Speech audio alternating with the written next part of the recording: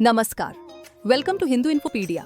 Today we explore mantras for defense. Hardcore Rigvedic protection against spiritual disturbances. These are not gentle prayers. They are powerful arses, verses of the Rigveda, that shield yajnas, protect seekers, and ensure that sacred practice remains unbroken even under threat. Hinduism has endured for millennia, not because of swords or political tricks, but because of its spiritual strength, its mantras.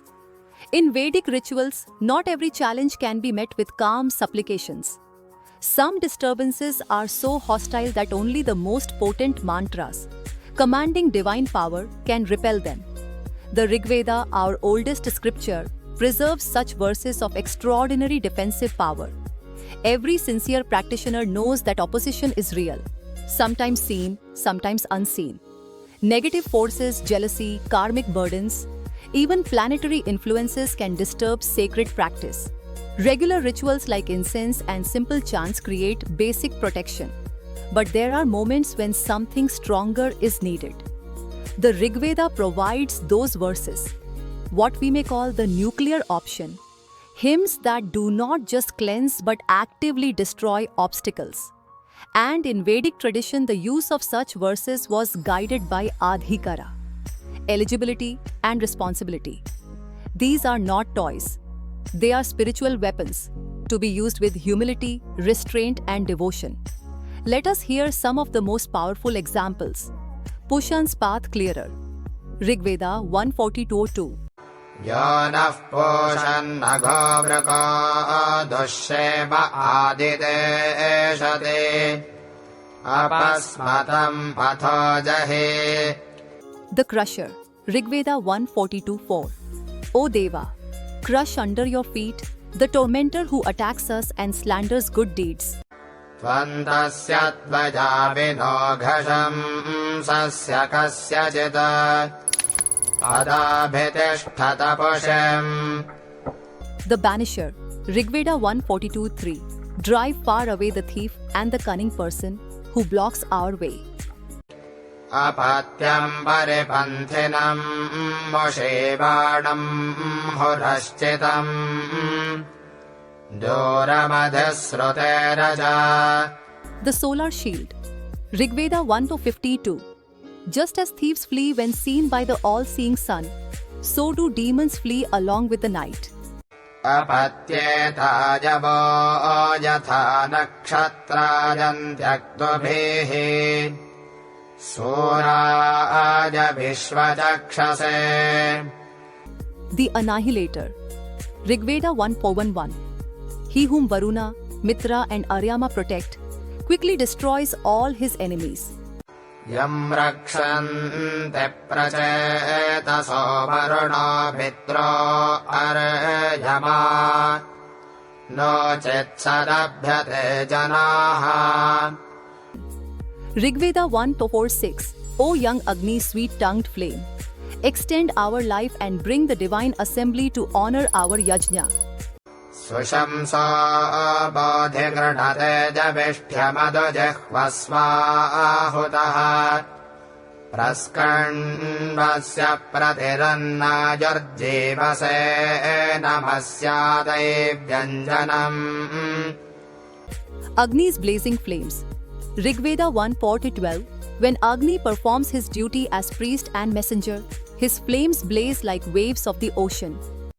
Yaddevanam mitramahah purohitontaro jasidotyam Sindhoribhaprasvanita sa urmayognerbrajamte archayaha. Universal protection prayer. Rigveda 1:4-13. O Agni, with attentive ears, let Mitra, Aryama and other deities sit upon the sacred grass, banishing hatred. Shrutishrutkarnavanhebhirdevairagne sayavabhihi Asedantabarhishimitra arjama pratarjavano adharam. Rigveda 1:1-8. O gods, do not heed the curses of those who hate us. Let Indra drive away enmity. भावोघ्नन्तम् वाशपन्तम् प्रतिवोचेदे भजन्तम् सुम्रैरिद्व आविभासे. Dawn's radiant shield. Rigveda 148:30. May Usa, whose beams destroy enemies, grant us wealth and victory. यस्यारुषन्तो अर्चजः प्रतिभद्रा अद्रक्षता सा नो रजिम् विश्ववारम् सुपेशसमुषा ददातु सुग्म्यम्. Together, these 10 RCAs form a formidable arsenal: guidance, banishment, crushing, blazing fire, and radiant dawn, all marshaled for spiritual defense. It is important to remember, these were not isolated prayers. They were chanted within yajnas, as part of soma offerings and fire rituals. Their power was experienced through rhythm, fire offerings, and the collective invocation of the gods. Modern science too hints at why they work. The disciplined vibration of sound alters brain states, reduces fear, and builds confidence. The resonance creates a sense of energetic shield, felt by practitioners as protection. Beyond the material, the psychological power of certainty and divine alignment is itself a defense. Practitioners today speak of change, meditation free of disturbances, obstacles easing, and a sense of divine safety. For them, these are not just verses of the past, but living shields in the present. These Rigvedic RCAs, mantras for defense, are among the most potent gifts of the rishis. They are commands, not requests, meant for genuine need, never for harm.